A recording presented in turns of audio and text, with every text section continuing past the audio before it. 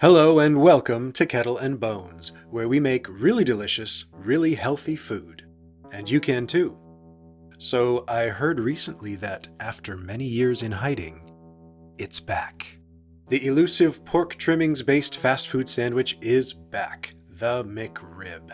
Every once in a blue moon, when pork prices drop sufficiently low, and McDonald's brings back the McRib sandwich, a scarcity mindset and FOMO converge to create a virtual feeding frenzy among the sandwich's inexplicable cult following. If you're not already familiar with the McRib, it consists of a meat layer that's made from assorted pressed pork trimmings, molded and held together by salt and additives to vaguely resemble a small slab of pork ribs, pretty much the culinary equivalent of plywood. It's drenched in sugary sauce, topped with pickles and onions, and served on a white bread bun. For reasons that nobody can really figure out, the McRib enjoys near celebrity status whenever it pops its head out for a visit. If you are a fan of the McRib, but you're also trying with all your might to eat more healthy, low-carb foods, today is your day. Our version will be made from real, whole food ingredients, it's packed with protein, and it contains barely any carbohydrates. We're making, let's call it the Deluxe MacRibwich. Let's get cooking! If you've been watching Kettle and Bones for a while now, you know that there's no way we're just going to make this using a pressboard meat slab that just resembles ribs. Cacao! We're starting with a slab of real, authentic pork ribs, widely available at most grocery stores. Let's pat this dry of any residual packaging juice. And we could, of course, make one enormous ribwich out of this whole thing, but I'm not a complete maniac, so let's at least cut this in half. We'll get two impressive yet manageable sized sandwiches out of this. Both pieces are going into a foil-lined baking tray, and we're going to season both sides of our ribs right here in the tray. I'm using a dry rub that is a mixture of salt, pepper, paprika, garlic powder, and onion powder. Feel free to make a mixture using these ingredients, or use your favorite barbecue seasoning, as long as it doesn't contain sugars or starches that add tons of carbs.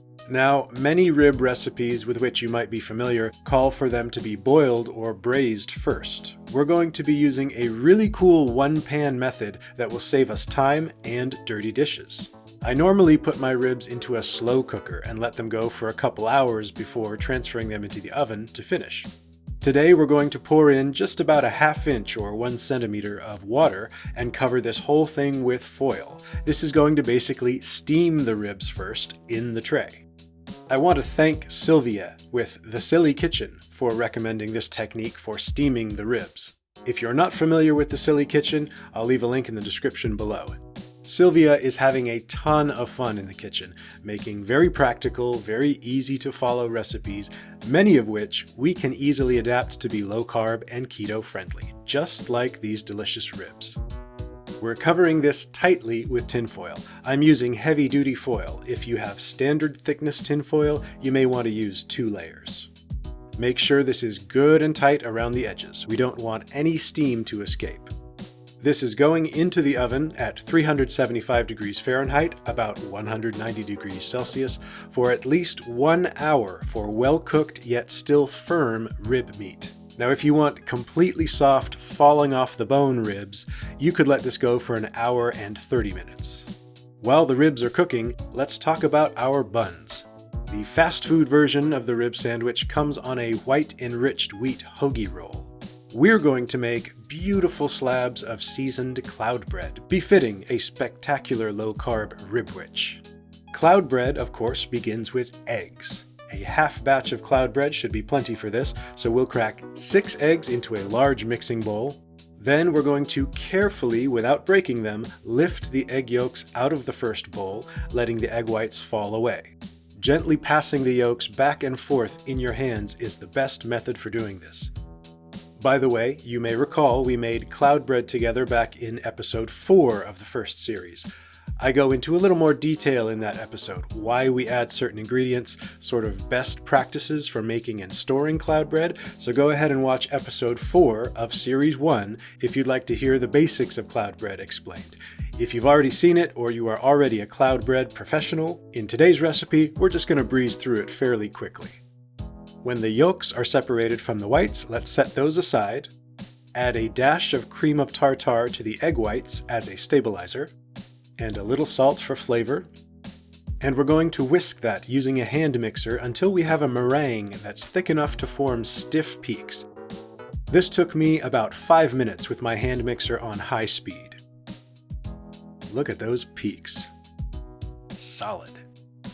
Okay, next we need to mix and prepare our yolks. We're adding 1 8-ounce package, that's about 226 grams, of softened cream cheese. And we're going to mix that until it is smooth and silky. Next, we're adding baking powder, about half a teaspoon, and psyllium husk powder, roughly a tablespoon. Let's give that a quick and thorough mixing, and now we'll gently fold the egg whites into the yolk and cream cheese mixture, 1 spoonful at a time. Stir this gently, and don't use a fork or a whisk for this. That would knock the air out of the meringue and make our finished cloud bread pancake-ish, not fluffy and bready. Onto a parchment-lined baking tray, I'm going to spoon our cloud bread mixture in 4 longish shapes. I want 4 oblong pieces of cloud bread, roughly the shape of a hoagie roll, tailor-made to fit each of our slabs of ribs. These are going to run together as they cook, that's not a big deal. We'll cut them apart when they're done. I'm going to finish these with some of my favorite sandwich bread toppings. I'm adding some flakes of dried onion and some sesame seeds, classic sandwich roll toppings. Alternately, a few sprinkles of everything bagel seasoning would be really good here as well. Lastly, I'm going to add some flakes of freshly ground sea salt for flavor and for a nice crunch. Okay, these are ready to go in the oven at 350 degrees Fahrenheit, about 176 degrees Celsius, for about 20 minutes or until nicely golden brown. Now I'm actually using 2 ovens to make our McRibwich components today.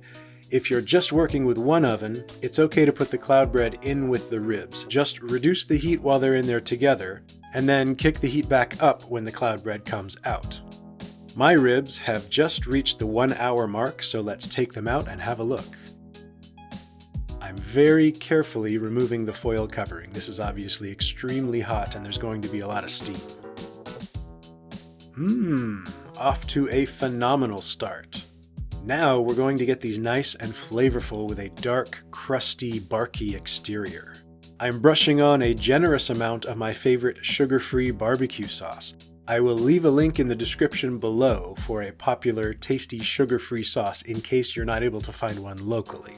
Get a nice thick coating on there, and these are going back into the oven, still at 375 degrees Fahrenheit, 190 degrees Celsius, for another 90 minutes, an hour and a half. Let's see how our cloud bread is doing after 20 minutes. Beautiful. These came out perfect. Using a pizza cutter, let's separate our individual slices, and those can cool on a wire rack until our ribs finish. The ribs have been in the oven uncovered now for 75 minutes, so for the final 15 minutes of cooking, I'm going to brush on a little more barbecue sauce and kick the heat up to 400 degrees Fahrenheit, about 204 degrees Celsius, to get that really nice toasted sauce layer on the top. And after the final 15 minutes, that's exactly what we get. Oh yes. Let's transfer that to a wire rack to cool just a bit. We need this to cool off a little because although these are beautiful and delicious as they are, we'd have a hard time biting into this in a sandwich. We need to remove the bones first. So once these have had a few minutes to cool, carefully flip these over. Try not to knock too much of that dark, rich, saucy layer off the top. And we're going to remove the bones. If your ribs are still on the firm side like mine, you just need to make an incision along the length of each bone with the tip of a sharp knife, and these will open right up. Also, if your rack of ribs has any meaty flaps along the bottom, as mine does, just cut through those as well. The bones will easily lift right out. Now, inside the rack of ribs at the end of each bone, there are these sort of knobs of cartilage that you'll probably want to remove as well. Personally, I don't care to bite into these when I'm eating ribs. You may have to go digging a little bit, but it's right there inside where each of the rib bones comes to an end. And voila! Our slabs of ribs are now beautifully boneless. Let's put this together. Our cloud bread came out really nice and bready. This will be a ribwich to remember. Now, the fast food version of this typically comes just drenched in additional barbecue sauce. I'm not going to take it quite to that level, but I am going to brush on just a little more for flavor. And on goes our rich, flavorful, boneless slab of real rib meat. Go ahead and sauce the top of this one more time if you'd like. I'm going to do just a light coating. And next, true to the fast food recipe, we're topping this with thick slices of dill pickle and fresh onions. And that is it! Of course, you could add whatever other toppings you like, but this is the classic rib sandwich recipe that somehow has captivated the world. It's pretty easy. Rich, sweet, sauce-glazed ribs, tart, tangy pickles, and crisp, zippy onions on our fluffy, savory cloud bread. I mean, I can certainly understand the appeal of this.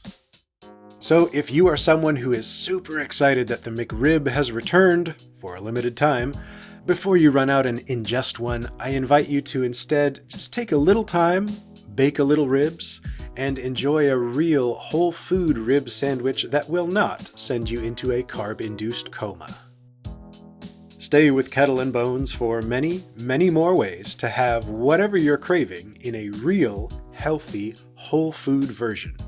My thanks again to Sylvia at the Silly Kitchen for sharing her quick and easy, delicious ribs recipe. Go check it out at the link below. But for now, just enjoy your Deluxe MacRibwich.